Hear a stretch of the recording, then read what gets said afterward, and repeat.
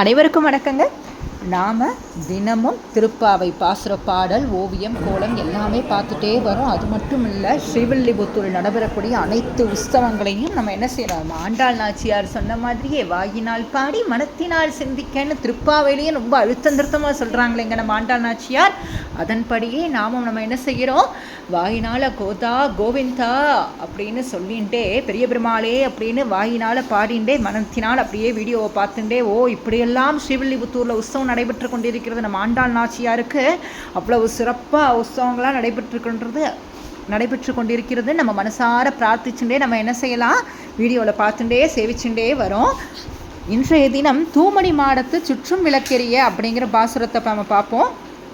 அதாவது இந்த பாசுரத்தில் தாயார் என்ன சொல்கிறாங்க, பிரகாசமான நவரத்னங்களால் கட்டப்பட்ட அந்த மாளிகையாம், அவ்வளவு மாளிகை அவ்வளவு செல்வ செழிப்பாக இருக்கான். அப்பேற்பட்ட செல்வம் நிறைஞ்ச ஒரு வீட்டில் இருந்துட்டு சுற்றி விளக்கெரியர் தான், நறுமண திரவியங்கள்லாம் எங்கே பார்த்தாலும் வீசுறதான். ஆமாம், அந்த வீட்டில் வந்து கண்ணனை நினச்சி கொண்டாட ஆரம்பிச்சிட்டாங்களாம். அவ்வளவு எல்லாருமே பூஜை பண்ணிட்டு கண்ணனை கொண்டாடிட்டு இருக்கும்போது, நீ மட்டும் ஒரு அழகிய பஞ்சமத்தையில் தூங்கின்னு இருக்கியே அப்படின்னு சொல்லி தன்னோட தோழியை எழுப்புறாளா. நீ வந்து சாதாரணமானவள் கிடையாது, உனக்கு வந்து இப்போ என்னது, இந்த பிறவியில் தான் நீ இப்படி இருக்க, உனக்கும் கண்ணனுக்குமான உறவை என்ன செய்ய முடியாது, யாரும் இல்லைன்னு சொல்ல முடியாது, நீ பெருமாளோட பக்தை. தாயார் வந்து ரொம்ப, நம்ம தாயாருக்கு வந்து நன்னாவே தெரியும், யார் யாரெல்லாம் பெருமாளை கொண்டாடுறாளோ அவளுக்கெல்லாமே, அவள் எல்லாரையும் தாயாருக்கு ரொம்ப பிடிக்கும். யார் யாரெல்லாம் பெருமாளை கொண்டாடினா அவளெல்லாம் தாயாருக்கு ரொம்ப பிடிக்கும். தாயாருக்கும் நன்னா தெரியும், அந்த பெருமாள் இருக்காரே எதற்கும் கட்டுப்பட மாட்டார், பக்திக்கு மட்டும்தான். பக்தைகள்லாம் போதும் பெருமாளுக்கு, அவ்வளோ உயிர் பக்தாலாம் போதும். இதனால தானேப்பா எங்கேருந்தோ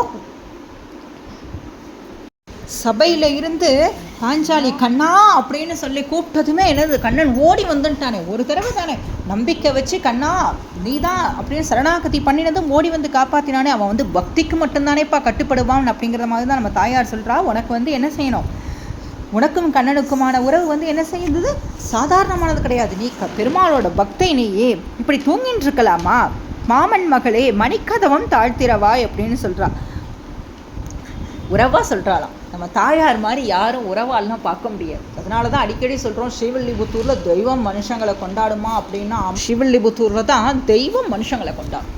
எல்லா ஊர்லேயும் பெருமாள் தாயார்லாம் வந்து எல்லாரும் வந்து சிறப்பிச்சு சொல்லுவாங்க, அலங்காரம் பண்ணி பார்ப்பாங்க. ஆனால் தெய்வம் வந்து பக்தாளை வந்து ஒரு உரிமையோட கொண்டாடுற ஒரே ஊர்னா அது ஸ்ரீவில்லிபுத்தூர் தான். தாயார் சொல்கிறா, மாமன் மகளே மணிக்கதவும் தாழ்த்திரவாய், மாமி அவளை எழுப்ப மாட்டியா, மாமீர் அவளை எழுப்பீரோ. அவள் அம்மாட்ட சொல்கிறாளாம், அம்மாவோட கடமை இல்லையா, ஒரு பொண்ணு இப்படி தூங்கிட்டு இருந்தா அவளை எழுப்பி விடாமல் நீ வாட்டு பூஜை புனஸ்காரம் பண்ணிட்டு இருக்க, நீ மட்டும் நற்கதி அடைஞ்சா போதுமா, உன் பொண்ணுக்கு கிடைக்க வேண்டாமா அப்படின்னு அவள் மாமியும் கேட்டு சொல்கிறா. மாமீர் அவளை எழுப்பீரோ, உன் மகள் தான் ஊமையோ அன்றி செவிடோ. எப்பா நான் இவ்வளவு தூரம் கத்தின்னு இருக்கோம், நாங்கள் எல்லோரும் வாசலில் வந்து, நீங்களும் உங்கள் வீட்டில் வந்து நீங்கள் என்ன செய்கிறீங்க, பூஜையெல்லாம் பண்ணுறீங்க, மணி அடிக்கிறீங்க, அவ்வளவு நறுமணம் கமலக்கூடிய அப்படி வாசனை திரவியங்கள்லாம் கமலக்கூடிய அளவுக்கு அந்த சாம்பிராணி புகைகள் எல்லாம் இத்தனையும் தெரிஞ்சுட்டு உன் மக தூங்கின்னு இருக்காளே, ஒருவேளை அவள் வந்து என்னது காது கேட்காத மாதிரி இருக்காளா, இல்லை வேணும்னே பேசக்கூடாதுன்னு உட்காந்துட்டு இருக்காளா அப்படிலாம் கேட்குறாளாம்.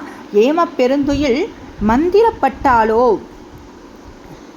என்ன சொல்கிறா தாயார் அழகா, எழ முடியாதபடி அவள் ஏதாவது மந்திர மாயத்தில் சிக்கின்ட்டாளா. தாயார் கேட்குறாளாம், என்னப்பா இது மந்திர மாயங்கள்லாம் செய்யக்கூடிய அந்த கோவிந்தனுக்கே அவள் என்ன செய்கிறா, பக்தையாக இருந்துட்டு அவள் எப்படி மந்திர மாயங்கள்லாம் சிக்கிக்க முடியும், ஒருவேளை அப்படி இப்படி எதுவும் சிக்கின்ட்டாளா, உடனே எழுந்து வர சொல்லுங்கள், உடனே எழுந்துக்கோ அப்படிங்கிறாளாம். வைகுண்ட அதிபதி நம்ம எல்லாருக்குமான அந்த நாராயணனை நம்ம என்ன செய்யணும், அவனுக்கு திருநாமங்களை சொல்லணும், எழுந்து வா அப்படின்னு தாயார் கூப்பிட்றா. தாயார் தன தோழியை மட்டும் கூப்பிடலைங்க.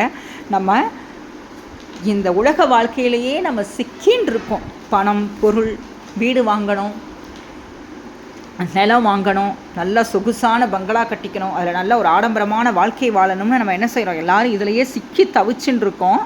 இதெல்லாமா நிலையான செல்வம்னா கிடையாது, இதெல்லாம் நிலையான செல்வமே கிடையாது. ஸ்ரீமன் நாராயணன், அந்த பெரிய பெருமாள், அந்த வடபத்திர சாயி இருக்காரே, அவர் தான் நமக்கான நிலையான செல்வம். அவரோட திருவடியை தான் நம்ம பிடிச்சிக்கணும், அவரோட திருநாமங்களை பாடுறது தான் நம்மளுக்கு சொத்துன்னு தாயார் சொல்கிறா, நம்மளுக்கும் சேர்த்து சொல்கிறா. இதுதாங்க இந்த திருப்பாவைக்கு விளக்கமானா கண்டிப்பாக இல்லைங்க. பெரியவா நிறைய சாதிச்சிருக்கா, அதில் நான் அடியேன் புரிஞ்சுட்டு தான் உங்கள் கூட பகிர்ந்துருக்கிறேன். அடுத்ததாக நான் மார்கழி கோலங்கள் பகுதியில் சிறப்பு கோலங்கள் எல்லாம் பார்க்கலாம். பத்மாவதி ராஜகோபாலன் அவங்க அம்பத்தூர்லேருந்து வரைந்து அனுப்பிய கோலத்தை தான் பார்த்துட்டு இருக்கோம். ரொம்பவே நன்னா இருக்குது, ரொம்பவே அழகாக இருக்குது. பத்மாவதி ராஜகோபாலன் ரொம்ப நன்றிங்க.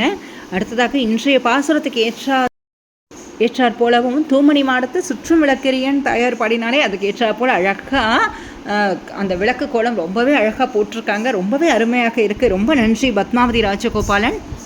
அடுத்ததாக மார்கழி கோலங்கள் பகுதியில் நம்ம அலைமலை ரங்கராஜ் ஸ்ரீவில்லிபுத்தூரிலிருந்து வரைந்து அனுப்பிய ஒரு அழகான வண்ணக்கோலத்தை தான் பார்த்துட்டு இருக்கோம். ரொம்பவே அழகாக இருக்குது. வண்ணமயமான மலர்கள் அவ்வளோ அழகாக செடிகள் பூத்து குலுங்குவது போல் அத்தனை அழகாக இருக்குது. ரொம்ப நன்றி அலைமலை ரங்கராஜன். ஆமாங்க, அவங்களே தான் நமக்காக தினமும் திருப்பாவை பாசுர ஓவியத்தை அவ்வளவு அழகாக கோலமாக நம்மளுக்கு கொடுத்துட்டுருக்காங்க இல்லையா?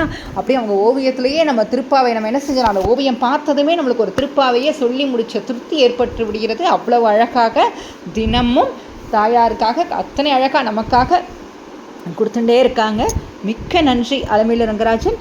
அடுத்ததாக மார்கழி கோலங்கள் பகுதியில் நம்ம ஈஸ்வரி செல்வம் ஆர்ஆர் நகர்லேருந்து வரைந்து அனுப்பிய வண்ணக்கோலத்தை தான் பார்த்துட்டு இருக்கோம். ஆமாங்க, அவங்களுமே திருப்பாவை பாசுரத்தை கோட் பண்ணுற மாதிரியே தான் அந்த தூமணி மாடத்து சுற்றும் விளக்கெரியன் தாயார் சொன்னாலே அதே போல தான் அந்த விளக்கை தான் ரொம்ப அழகாக வரைஞ்சிருக்காங்க. அந்த விளக்கோட ஒளி பிரகாசமாக இருக்கிறது. அப்படிங்கிறது விதமாக நம் வாழ்வும் என்ன செய்யும், தாயாரை கொண்டாட கொண்டாட சிறக்கும் என்பதை சொல்லும் விதமாக அத்தனை அழகாக அவங்க ஓவியத்தில் கொண்டு வந்திருக்காங்க. ரொம்பவே அழகாக இருக்குது. நன்றி ஈஸ்வரி செல்வம். அடுத்ததாக தூமணி மாடத்து சுற்றும் விளக்கெரிய இந்த திருப்பாவை பாடலை நம்ம கலை வளர்மணி உமா சந்திரசேகர் அவங்களோட குரல்ல நம்ம கேட்கலாம் வாங்க. தூமணி மாடத்து சுற்றும் விளக்கெரிய தூமணி மாடத்து சுற்றும் விளக்கெரிய தூபம் கமழ தூயில் அணை மேல் கண்வளரும் தூபம் கமழ தூயில் அணை மேல் கண்வளரும் மாமான் மகளே மணிக்கதவம் தாழ்த்திரவாய் மாமான் மகளே மணிக்கதவம் தாழ்த்திரவாய் மாமீர் அவளை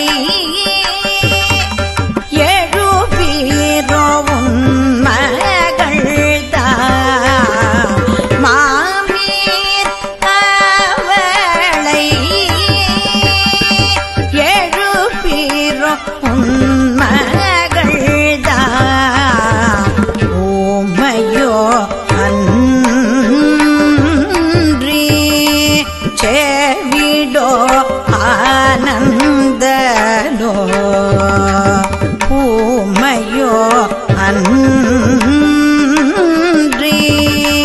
சேவிடோ ஆனந்தனோ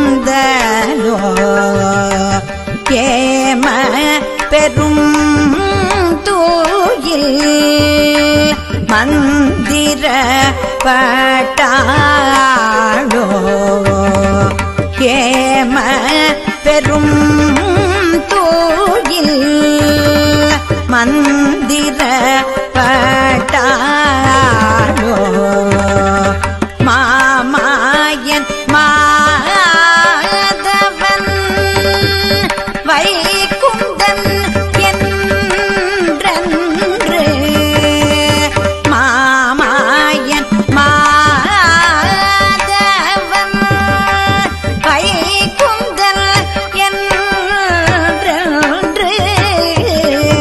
நாமம் பலவும்